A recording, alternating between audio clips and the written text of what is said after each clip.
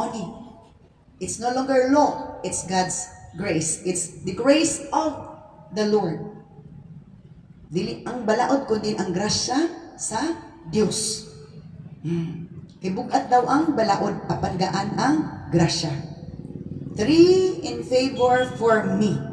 So nagingon ito, dili tanan membro favor sa Ginoo mga lagad. Ang uban din so dili. Wala inigsimba.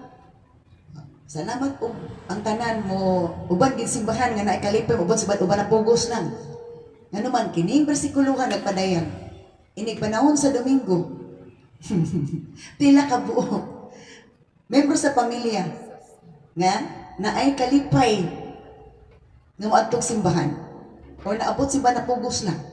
Kanay uban gid pugos lagi na uban i-bribe pa sige man nagtagsimba mo ato tag Jollibee sa pagdiha mag-shopping ta sa pagdiha manglaang ta. Napa iban i-bribe para lang gid ang sa Ginoo. And you know, this is so sad before the Lord.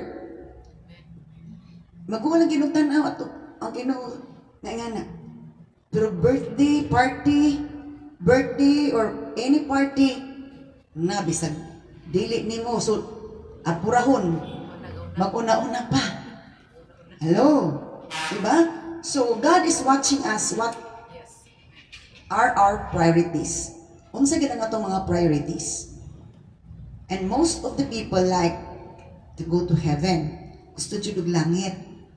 Pero ang tikang pangog langit wa diha makita. Ba lang desire pero ang action wala ni uyon sa gitinguha gi-desire. So ipadayag na jud o kitang tanan makarelate ana. Kung duha ra mo isara ka nagalagad alaalag og 5 kay 5 man 3 in favor of me, 2 against, or 2 in favor of me and 3 against.